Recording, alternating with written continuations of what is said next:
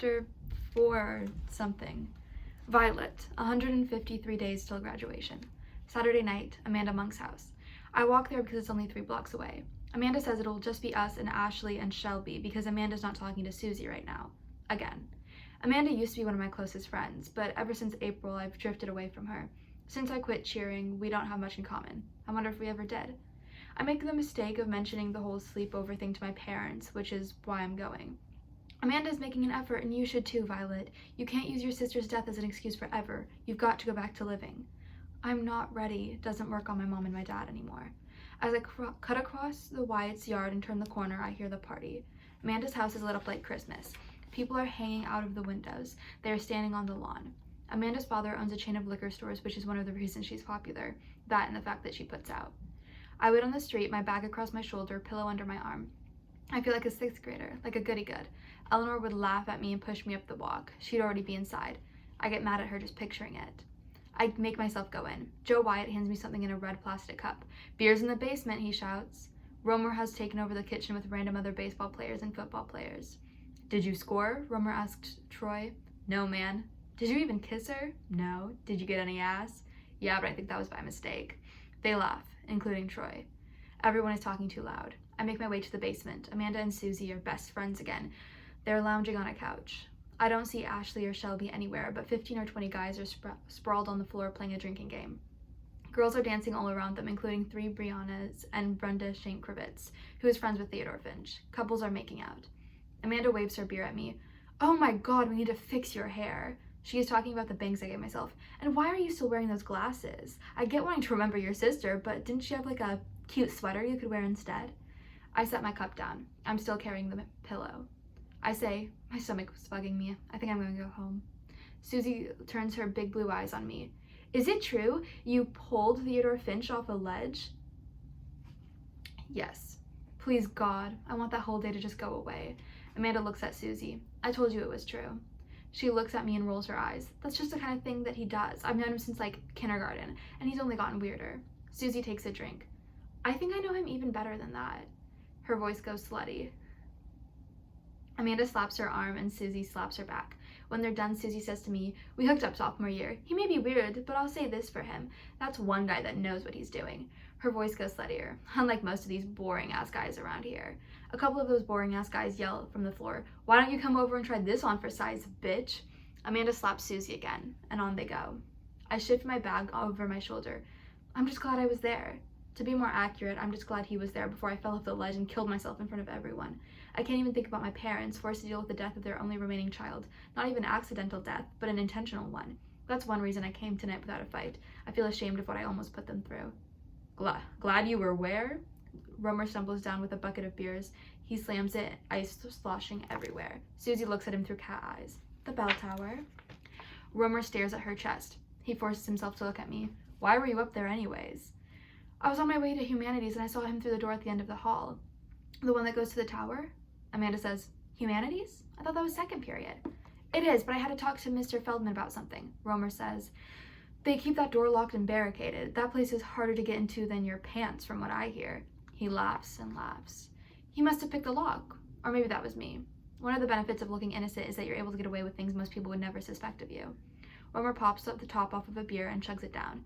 "Asshole, you should have let him jump. Perk almost took my head off last year." He's referring to the chalkboard incident.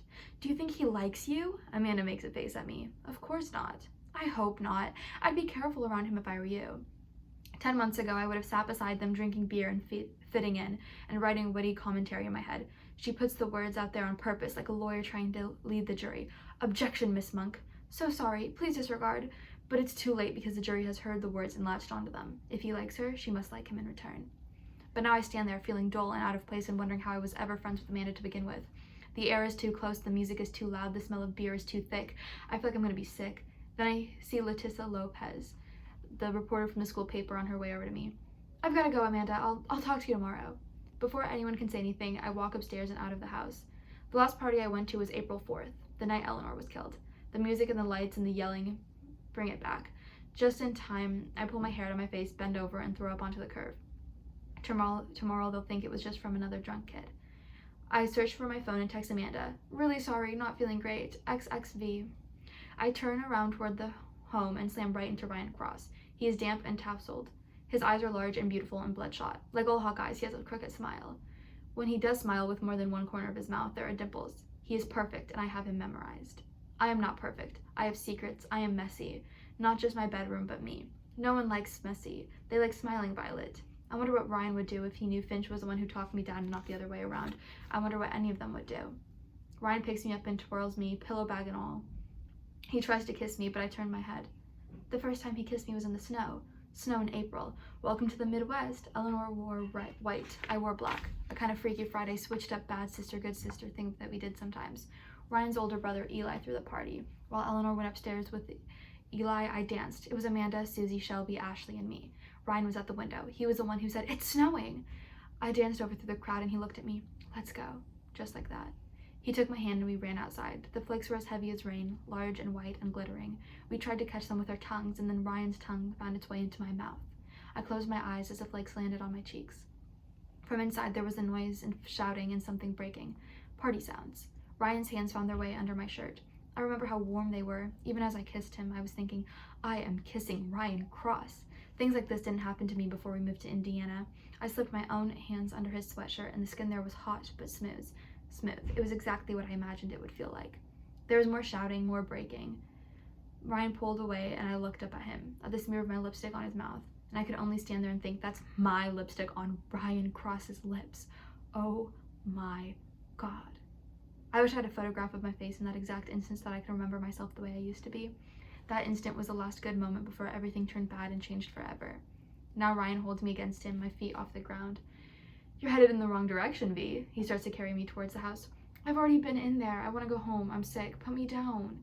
I rap at him with my fists, and he sets me down because Ryan's a nice boy who always does what he's told. "What's up?" "I'm sick. I just threw up. I have to go." I pat his arm like it's a dog. I turn away from him and hurry across the lawn, down the street from corner to home. I hear him calling after me, but I don't look back. "You're home early." My mom is on the sofa, her nose deep in a book. My father is stretched out on the other end, eyes closed, headphones on. "Not early enough." I pause at the bottom of the stairs. "Just so you know, that was a bad idea. I knew it was a bad idea, but I went over so you could see that I'm trying, but it wasn't a sleepover. It was a party, a full-on let's get wasted, orgastic, free-for-all." I say this at them, as if it's their fault. My mom nudges my dad, who pulls off the headphones. They both sit up.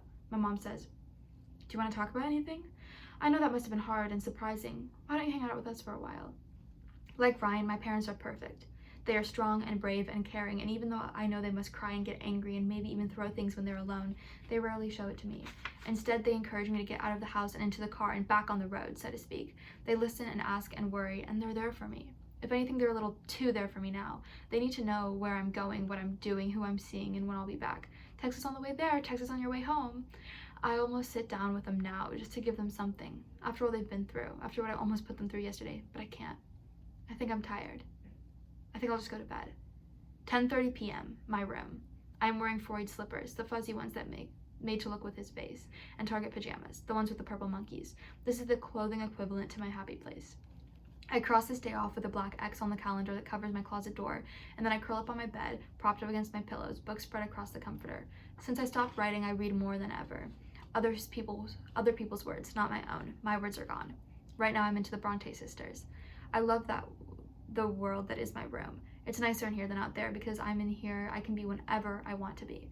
I am a brilliant writer. I can write 50 pages a day and never run out of words. I am an accepted future student of the NYU Creative Writing Program. I am the creator of a popular web magazine, not the one I did with Eleanor, but a new one. I am fearless, I am free, and I am safe. I can't decide which one of the Bronte sisters I like best. Not Charlotte, because she looks like my 5th grade teacher. Emily is fierce and reckless, but Anne is the one who gets ignored. I root for Anne. I read and then I lie for a long time on top of my comforter and stare at the ceiling. I have this feeling, ever since April, like I'm waiting for something, but I have no idea what. At some point I get up. A little over 2 hours ago at 7:58 p.m., Theodore Finch posted a video on his Facebook wall. It's him with a guitar singing in what I guess is his room. His voice is good but raw, like he smoked too many cigarettes. He is bent over the guitar, black hair falling in his eyes. He looks blurry, like he filmed this on his phone. The words of the song are about a guy who jumps off his school roof.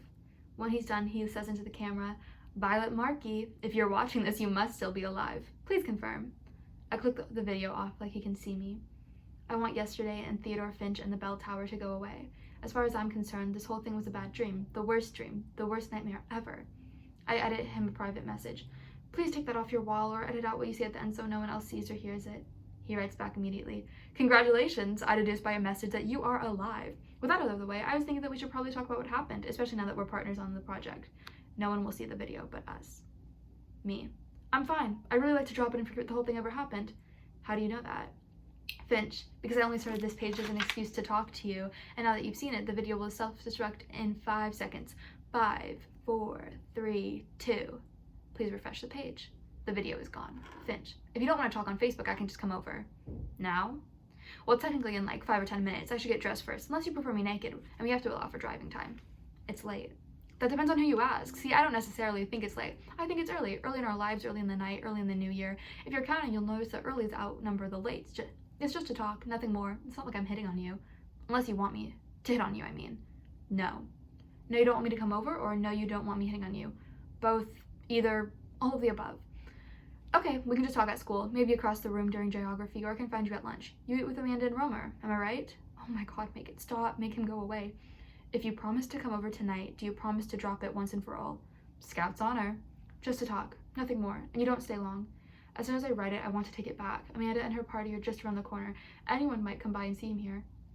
Are you still there? He doesn't answer. Finch?